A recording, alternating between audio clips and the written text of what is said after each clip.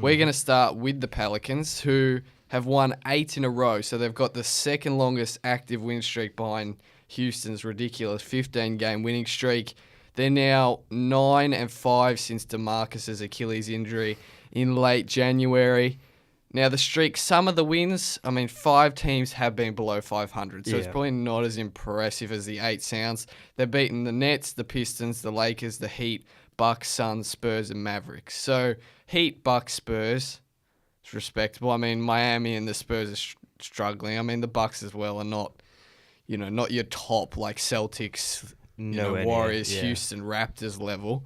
But it's still impressive. And the thing for them, the offense is coming naturally. They're brilliant on the offensive end, which happens when you've got one of the most talented power forwards to ever play the game, really. They're averaging 12.3, that'd be bad, 112.3 points per game, which is the third best in the league behind the Warriors and Houston, that's good company to be in. Yeah. They average just over 26 assists per game, which is second in the league. They've got the second fastest pace in the league. It's the fastest since DeMarcus is out. They're rolling on offense. It's the other side of the floor where the Pelicans' issues come up, which we know DeMarcus, apart from his rookie season, hasn't been on a team that's had a top 20 defense. Now, obviously, DeMarcus isn't there, but he's still been there for the predominant of the season. Defensively, they give up just under 112 points per game, which is the second worst in the league. So that's way too much. Yeah, well, so they're relying on winning by just outscoring their opponents. Yeah. They've been hitting the 130s over their stretch. So isn't sustainable though. That's not sustainable. And as well as Anthony Davis play as good as it's been, probably not sustainable. Fun to watch though. Very fun to watch. He's been insane over the season. 28 points, 11 boards, over 2 blocks, over 1 steal, 53% from the field, 34% from 3. He gets all the shine though, but really, look at Mirotic, look at Rondo, Drew Holiday, 26 points, 7 assists, 5 rebounds, 55% shooting over that 8-game stretch. Yep. And it's not just AD. Since January 14th, only 2 players have averaged 20 points, 6 assists, and over 50% shooting.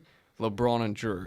So it's a bit of a nifty there you stat. go. He's in LeBron But in terms of that's a pretty incredible stat. Drew has been great. So 30, 25, 20, 36, 29, 24, 21, 22. That's his scoring over the 8-game stretch. So very underrated. Yeah, they're rolling. And we mentioned AD as well. As good as his season's been, in February, he averaged 35 points, 13 rebounds. He had 5 40-plus performance and 10 board performances. Yeah, Western Conference Player of the Month. So, he's been incredible. Mirotic is an interesting one. He actually hasn't been as good as when he was on the Bulls. So his numbers are not as good. He's down about 4. So he was at 16.8 points per game. He's down to 14. He's dropped about 12% from beyond the arc in his shooting. He was at 43. He's down to 31. So it's a small sample size. But he hasn't been exactly the same player as hot as he was with the Bulls. But, he's been respectable, just not quite as good enough to get you traded from a tanking team level. So. Yeah, I was going to say at the Bulls, he was probably almost like the guy, right? Who's on that Bulls team? Well, Zach LaVine now, but other than LaVine... He wasn't there, was he? Yeah, at the time? Exactly. He's the guy. Even we talked about Rondo's been serviceable. I think Emeka Okafor is an interesting one. He signed a 10-day contract now. He's been given the full season. He's actually been starting, so they've been playing him, center, Davis, power forward. He did injure himself the last couple of games, but he's been quite good. Even Etuan Moore, Darius Miller, both over 40% from 3.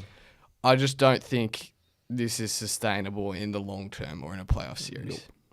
Yeah, not at all. The playoffs, they could get swept probably. I wouldn't be surprised if they ran into a team like the Blazers. Well, they just got more come playoff time. Yeah, they got more offensive power, as good as AD is. Yeah. And if you look at their run home, they've got 3 games against teams with 20 or fewer wins. So the Suns, Grizzlies, Mavericks. So they're their tankathon ones. They've got 7 of their remaining 20 are against fellow competitors in that 3 to 10 range in the Western Conference. So that's good by one account in terms of the 2-point game kind of thing, but it's bad in terms of you're versing even competition. If you look at their last 3 games too, very last 3 games of the season against the Rockets away, Blazers at home, and Cavaliers away, So that's a tough way to end Yeah. your season. Still, if you're going to make the playoffs, though, they're the ones you want to warm up for. You don't.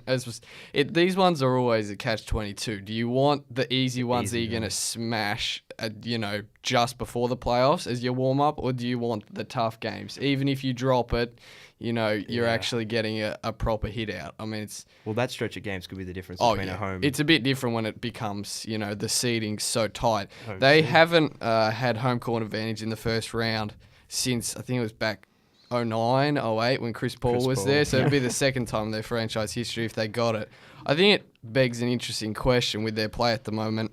I don't think they are, but there's a lot of people asking, are they better without DeMarcus? Well, you said it, right? 9-5. I don't think so. Because I agree. I'm just saying. I think you take 9-5 in the last 15 games, 14 games, whatever, but then you have to expand that to a season's worth of play, and how many seasons Anthony Davis had without DeMarcus, and it obviously hasn't gone well. He's made the playoffs once, got swept, so he hasn't got past the first round. And if we're saying right now that their play isn't sustainable, it's just I think there's a point to the fact that their floor might be similar with DeMarcus, but their ceiling is so much higher with him. Yeah. Like, I think with DeMarcus, they're a threat to a team in a playoff series. Without DeMarcus, they're just not that same threat. I reckon with DeMarcus, they'd give any team... I reckon they could take most teams to at least 6 or 7 games, depending. If it was like the Warriors, I don't know. But with the in that 3 to 10 bracket, they could. They could, definitely, for sure. But without him, I don't see them pushing a game. Really. Yeah, I think it's, as I said, incredibly small sample size. And they did lose like 4 of their first 5 after the DeMarcus injury or something. So it's just been recently they've been on fire, which is they're averaging over 125 points over that stretch. So everything's clicking offensively. But even though they're clicking that well, they've had 3 games go to OT. So it hasn't been necessarily, as we talked about, hard. Davis had 53, but they needed that Phoenix to just beat the Suns. Yeah. So it's like... How can they sustain this, especially with some of the tough games they've got as well? 8 of their final 20 games are on the road, so they're going to have to travel a bit as well.